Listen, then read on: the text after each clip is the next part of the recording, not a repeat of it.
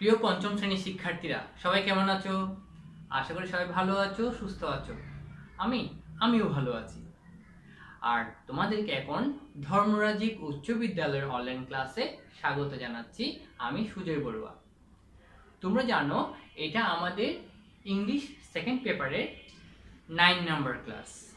ঠিক আছে, আমরা অষ্টম নাম্বারের ক্লাসে আমরা কোয়েশ্চেন নাম্বার 12 নিয়ে আলোচনা করেছিলাম, অর্থাৎ রিঅ্যারেঞ্জ নিয়ে আলোচনা করেছিলাম। আজকের ক্লাসেও আমরা রিঅ্যারেঞ্জ নিয়ে আলোচনা করেছি। গত ক্লাসে আমাদের আলোচনায় ছিল assertive sentence, interrogative sentence, imperative sentence, optative sentence এবং এক্সক্লেমেটরি সেন্টেন্স নিয়ে আলোচনা করেছি।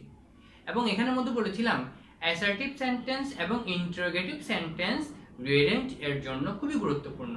অন্যান্য সেন্টেন্সও বেশি গুরুত্বপূর্ণ, বাট এই দুটো থেকেই প্রশ্নে বেশি আসতে দেখা যায়। আর এই কারণে আমি আজকে অ্যাসার্টিভ সেন্টেন্স এবং ইন্টারোগেটিভ সেন্টেন্স এর মধ্য থেকে কিছু সেন্টেন্স স্ট্রাকচার নিয়ে আলোচনা করব।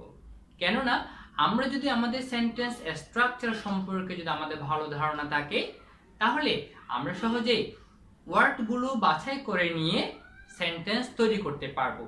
কেননা যে রিঅ্যারেঞ্জ দেওয়া থাকবে সেই রিঅ্যারেঞ্জের মতো যে ওয়ার্ডগুলো দেওয়া থাকবে সেই ওয়ার্ডগুলো রিঅ্যারেঞ্জ করে আমাদেরকে কি করতে হবে? সেন্টেন্স তৈরি করতে হবে। আর এই জন্য আমরা যদি সেন্টেন্সের স্ট্রাকচার জানি তাহলে সহজেই সেন্টেন্স গঠন করতে পারবো। আর এই কারণে আমি আজকে প্রথমে কিছু সেন্টেন্স স্ট্রাকচার নিয়ে আলোচনা করব। ঠিক আছে, তাহলে এবার আমরা আলোচনা যাই। আর এর আগে তোমরা খাতা কলম বই নিয়ে বসে যাও। ওকে, দেখো প্রথমে আলোচনা করব আমরা অ্যাসার্টিভ সেন্টেন্স। আমরা জানি অ্যাসার্টিভ সেন্টেন্সের গঠন রীতি হচ্ছে subject plus subject plus verb plus object. যেমন I go to school, I go to school। অথবা হতে পারে I eat rice। এখন এখানে যদি হি হয় তাহলে হবে he eats rice। কেন? এই he third person singular number বলে। হি যদি অর্থাৎ সাবজেক্ট যদি থার্ড পারসন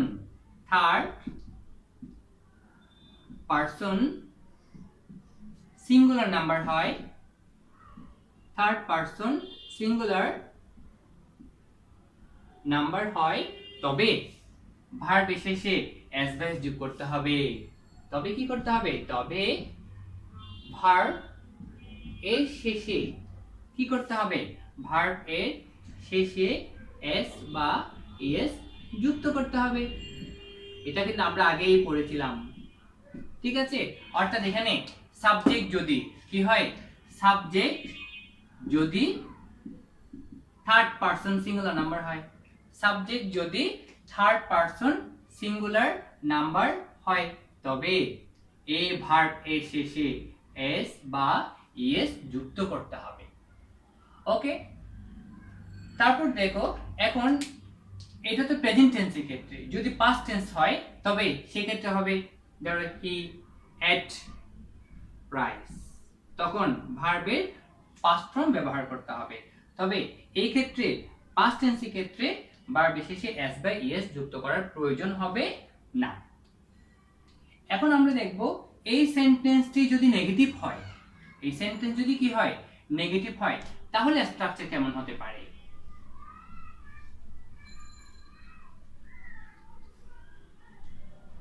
এই সেন্টেন্স যদি কি হয়? নেগেটিভ হয়, তবে স্ট্রাকচার হবে এরকম। দেখো স্ট্রাকচার সাবজেক্ট প্লাস এখানে ডু হতে পারে, ডাস হতে পারে, ডিড হতে পারে, তারপর নট ব্যবহার করতে হবে, এরপরে হবে ভার্ব, তারপর অবজেক্ট। যেমন ধরো আমি একটা সেন্টেন্স নিতে পারি, I do not eat rice, I do not eat rice। ঠিক আছে, আবার ধরো যদি হি হয় তাহলে হবে হি does not eat rice। আবার যদি এরকম হয়, ধরো হি did not past tense এর ক্ষেত্রে, past tense এর ক্ষেত্রে কি হবে did, তাহলে হবে he did not eat rice। ঠিক আছে, এইভাবে আমরা এই সেন্টেন্সটিকে নেগেটিভ সেন্টেন্সে রূপান্তর করতে পারি। অর্থাৎ এখানে সেন্টেন্সের মধ্যে কোনো অক্সিলারি ভার্ব না থাকার কারণে এখানে এই ধরনের সেন্টেন্সের ক্ষেত্রে নেগেটিভ করার সময় ডু নট অথবা ডাজ নট অথবা ডিড নট ব্যবহার করতে হবে। আর এভাবে ব্যবহার করে কি করতে হবে, নেগেটিভ সেন্টেন্সে রূপান্তর করতে হবে। এবার দেখো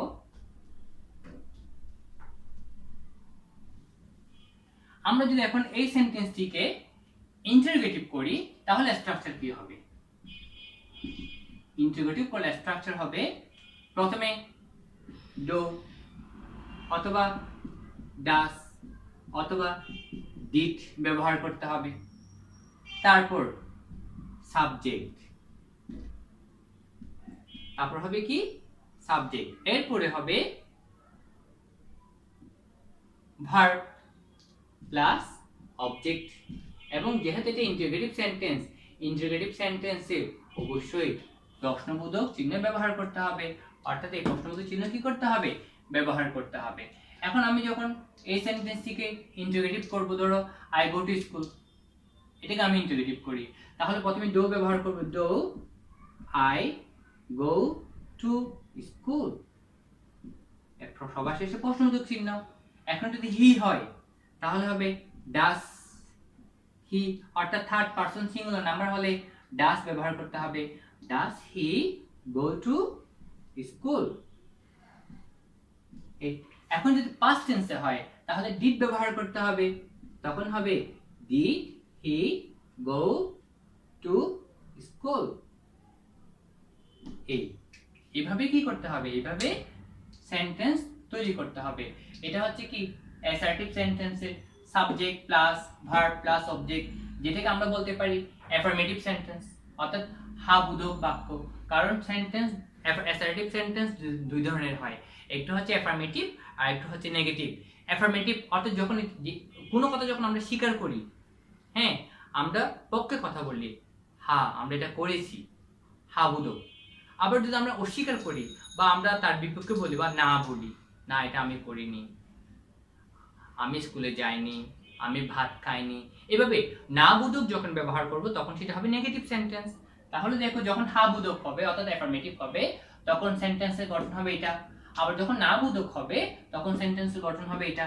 আবার যখন প্রশ্ন করা হবে তখন অক্সিলারি ভার্ব সামনে ব্যবহার করতে হবে।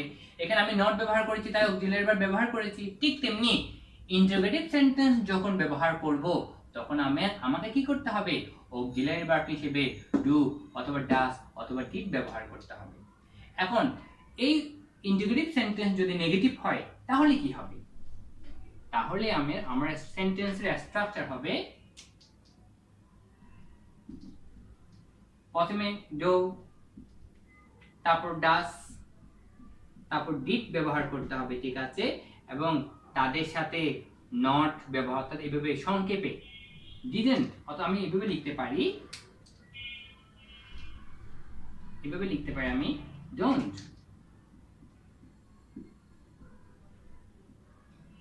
অথবা ডাজন্ট, অথবা ডিডন্ট, অর্থাৎ ডিড নট কে সংক্ষেপে ডিডন্ট লেখা হয়। হ্যাঁ ডিডন্ট, তারপর plus subject plus verb plus object, তারপরে প্রশ্নবোধক চিহ্ন ব্যবহার করতে হবে। ধর আমি এখন এই সেন্টেন্সটিকে আমি এখন কিসের নেগেটিভে রূপান্তর করব, তাহলে হবে ডোন্ট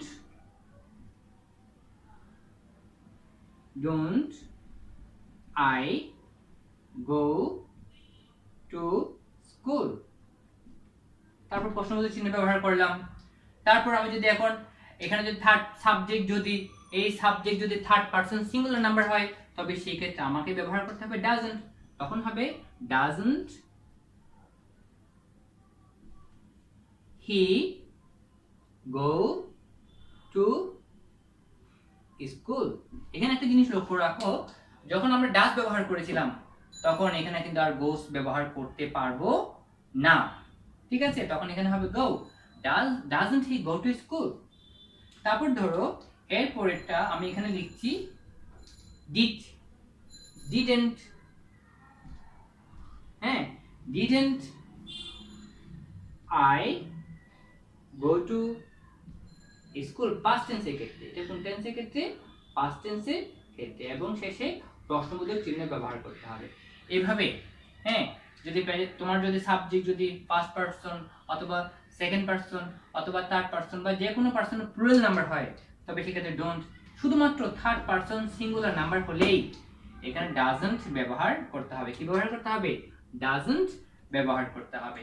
তারপর পাস্ট টেন্স হলে ডিডেন্ট ব্যবহার করতে হবে। এভাবে নেগেটিভ ইন্টারোগেটিভ সেন্টেন্স গঠন করতে হয়। এটা হচ্ছে নেগেটিভ ইন্টারোগেটিভ সেন্টেন্সের স্ট্রাকচার। তাহলে আমরা কি পড়লাম? অ্যাসার্টিভ সেন্টেন্সের মধ্যে যখন অ্যাফার্মেটিভ হবে অথবা নেগেটিভ হবে, হ্যাঁ, অথবা ইন্টারোগেটিভ হবে আর অথবা নেগেটিভ ইন্টারোগেটিভ হবে, তবে সেন্টেন্সে গঠন দিতে হবে এরকম। আমরা তাহলে আরেকটু পড়ি অ্যাসার্টিভ সেন্টেন্সের সেন্টেন্সের স্ট্রাকচার। STR দিয়ে বুঝাচ্ছি আমি স্ট্রাকচার অর্থাৎ গঠন রীতি। স্ট্রাকচার অর্থাৎ হচ্ছে কি সেন্টেন্সের গঠন রীতি। এটা আমরা আগে লিখেছিলাম, তাই আমি আর সম্পূর্ণ লিখিনি। ওকে, এবার দেখো subject plus verb plus object. Example, I go to school. তারপর এ থেকে যখন নেগেটিভ হয়ে যাবে তখন ডু নট অথবা ডাজন্ট অথবা ডাজ নট অথবা ডিড নট ব্যবহার করতে হবে। সাবজেক্ট প্লাস ডু অথবা ডাজ অথবা did plus not plus verb plus object. যেমন I do not eat rice. তারপর এরপর স্ট্রাকচার দেখো, এটা হচ্ছে ইন্টারোগেটিভ, এটা হচ্ছে নেগেটিভ, এটা হচ্ছে নেগেটিভ সেন্টেন্স, এটা অ্যাফার্মেটিভ সেন্টেন্স। এখন এটা হচ্ছে ইন্টারোগেটিভ সেন্টেন্স। ইন্টারোগেটিভ সেন্টেন্সের ক্ষেত্রে কি করতে হবে? প্রথমে ডু অথবা ডাজ অথবা ডিড ব্যবহার করতে হবে অক্সিলারি ভার্ব হিসেবে। তারপর subject plus verb plus object. এখন যদি এটা যদি ফার্স্ট পারসন হয় do, third person singular number হলে ডাজ, আর পাস্ট টেন্স হলে ডিড ব্যবহার করতে হবে। এখানে আমি ব্যবহার করলাম do I go to school. তারপর প্রশ্নবোধক চিহ্ন দিতে হবে। এরপর যদি নেগেটিভ ইন্টারোগেটিভ হয়, হ্যাঁ, তবে সেক্ষেত্রে প্রথমে ডোন্ট অথবা ডাজন্ট অথবা ডিডন্ট ব্যবহার করতে হবে। তারপর subject plus verb plus object. এখানে ডোন্ট হবে first person, second person, third person এর সকল প্লুরাল নাম্বারের ক্ষেত্রে এবং ফার্স্ট পারসন এবং সেকেন্ড পারসনের ক্ষেত্রে। আর ডাজন্ট হবে শুধুমাত্র থার্ড পারসন সিঙ্গুলার নাম্বারের ক্ষেত্রে। আর ডিডন্ট হবে পাস্ট টেন্সের ক্ষেত্রে। তাহলে এখানে দেখো don't I go to school, don't I go to school. এভাবে কি করতে হবে? এভাবে অ্যাসার্টিভ সেন্টেন্সে অর্থাৎ সেন্টেন্সের স্ট্রাকচার জানতে হবে। ওকে, তোমরা সেন্টেন্সের যে স্ট্রাকচার লিখেছি এগুলো তোমরা লিখে নাও।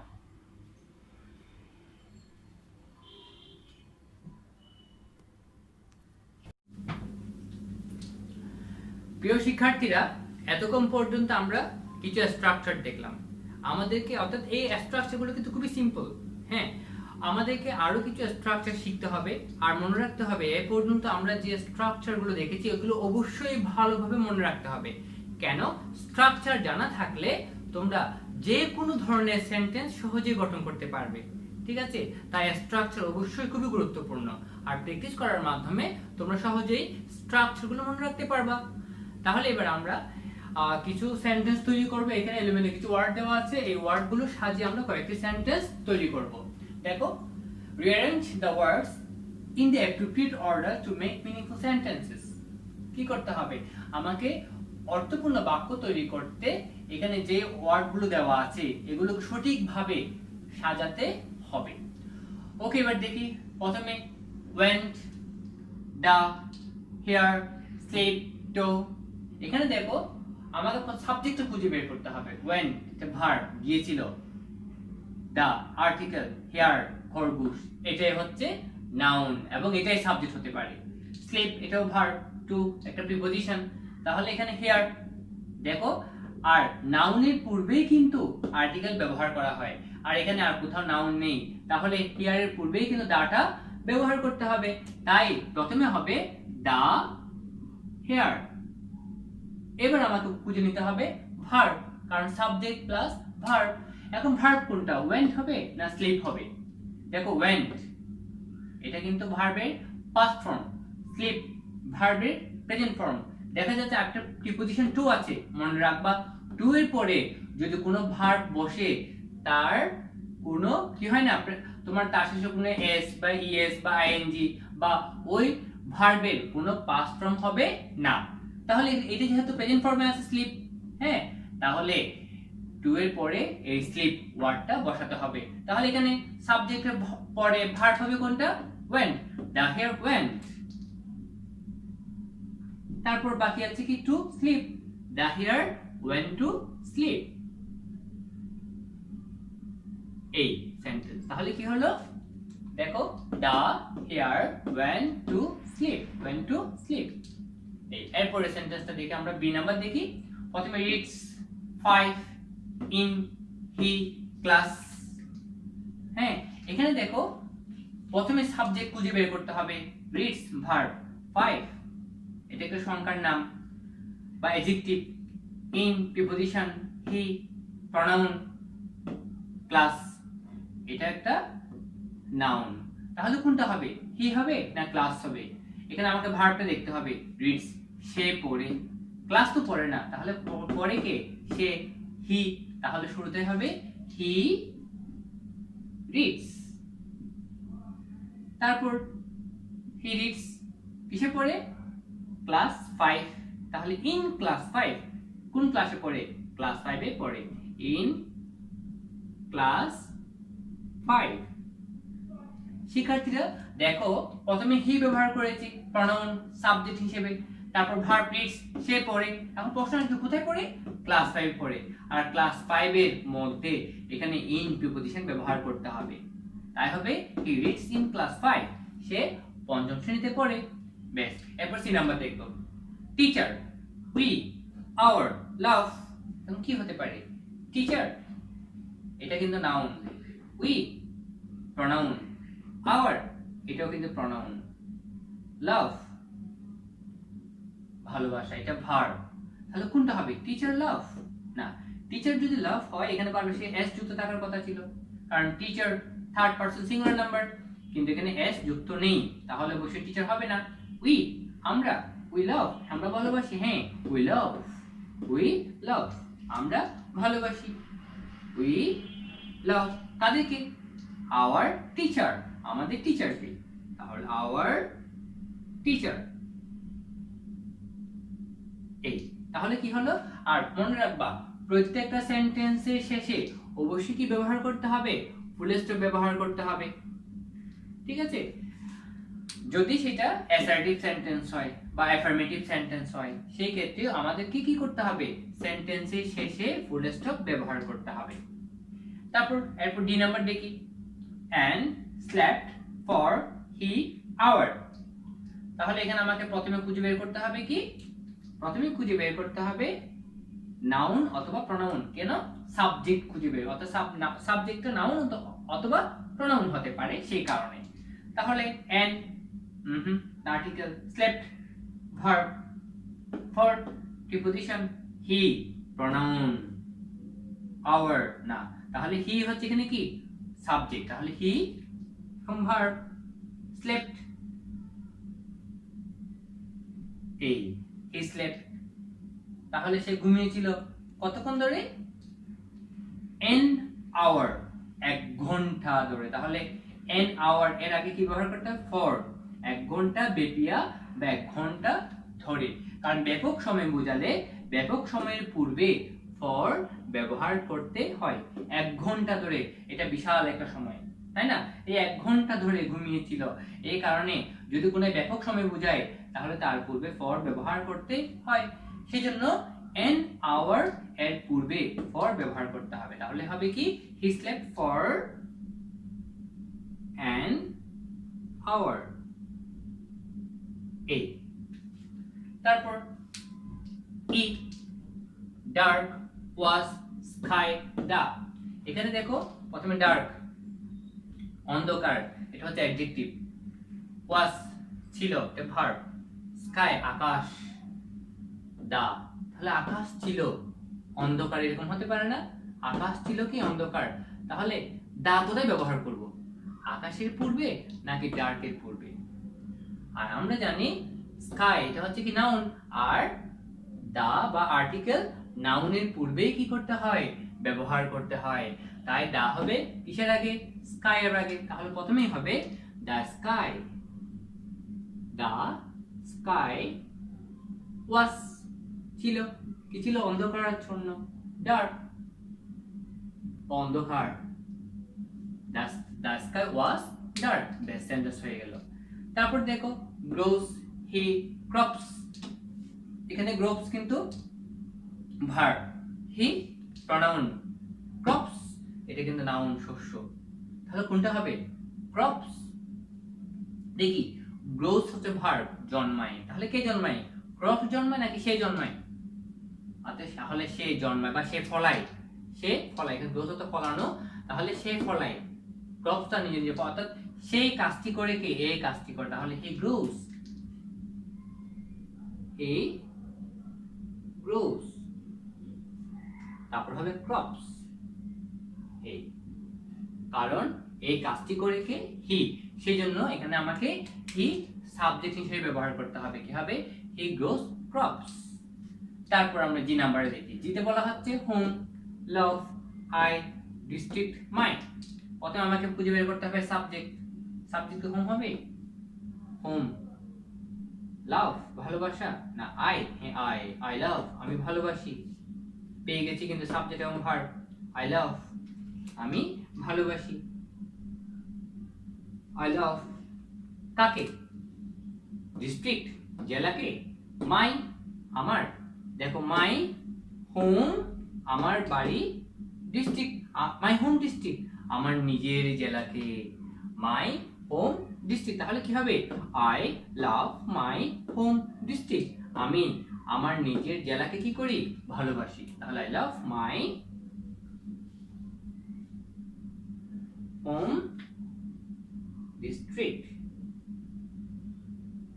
এই আজকে আমি সিম্পল কিছু সহজ সেন্টেন্স নিয়েছি তোমরা বোঝার জন্য, এভাবে এগুলো কিন্তু এই পরীক্ষাতে কিন্তু এই ধরনেরই আসবে, ঠিক আছে? তোমরা এভাবে সিম্পল কিছু সেন্টেন্স তৈরি করতে করতে এর থেকে বড় সেন্টেন্সও তোমরা তৈরি করতে পারবে। তবে তোমাকে সেন্টেন্সের স্ট্রাকচার জানতে হবে, subject plus verb plus object বা এক্সটেনশন বা বাকি অংশ, তারপর সাবজেক্ট প্লাস অবজেক্ট এক্সটেনশন অথবা বাকি অংশ, তারপর subject plus verb plus object বা বাকি অংশ, এইভাবে সাবজেক্ট প্লাস ভার্ব বাকি অংশ, সাবজেক্ট প্লাস ভার্ব বাকি অংশ, সাবজেক্ট প্লাস ভার্ব বাকি অংশ, সাবজেক্ট প্লাস ভার্ব, এভাবে বাকি অংশ, অর্থাৎ এক অবজেক্ট বা এক্সটেনশন ব্যবহার করে তোমরা কি করতে পারো?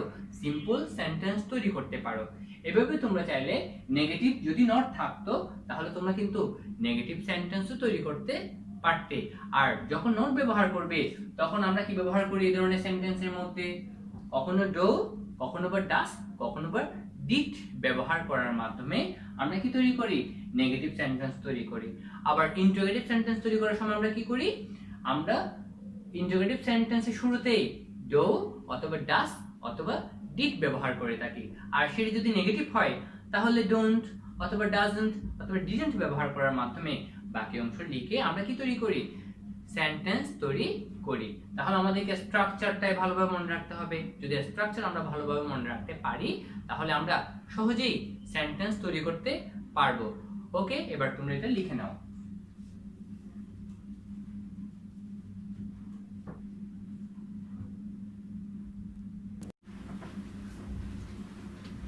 প্রিয় শিক্ষার্থীরা, আশা করি তোমরা বুঝতে পেরেছো কিভাবে সেন্টেন্স গঠন করতে হয়। ঠিক আছে, এভাবে ওয়ার্ড সাজিয়ে আমরা সেন্টেন্স গঠন করব। তবে এ পর্যন্ত আমরা যেগুলো করেছি প্রত্যেকটা হচ্ছে সিম্পল সেন্টেন্স, যেগুলো কিন্তু বিভিন্ন বোর্ডে আসছে, আর আমি সেখান থেকে বাছাই করে কয়েকটা সেন্টেন্স লিখেছি এবং সেগুলো আমরা অনুশীলন করেছি।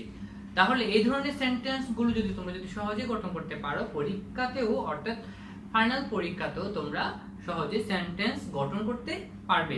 তার জন্য আমাদের দরকার স্ট্রাকচার, যেটা আমি একটু আগে বলেছি। সেই জন্য আমাদেরকে এই যে আমি এখানে কয়েকটা ওয়ার্ড দিয়েছি এলোমেলো ভাবে, এই ওয়ার্ডগুলো সাজিয়ে কি করতে হবে, 5টি সেন্টেন্স তৈরি করতে হবে। হ্যাঁ, এখানেও কিন্তু তোমাকে সাবজেক্ট প্লাস ভার্ব তারপর বাকি অংশ খুঁজে বের করতে হবে। প্রথমে সাবজেক্ট, তারপর ভার্ব, তারপর বাকি অংশ। প্রথমে সাবজেক্ট, তারপর ভার্ব, তারপর বাকি অংশ। এইভাবে করে করে তোমাকে কি করতে হবে, 5টি সেন্টেন্স তৈরি করতে হবে।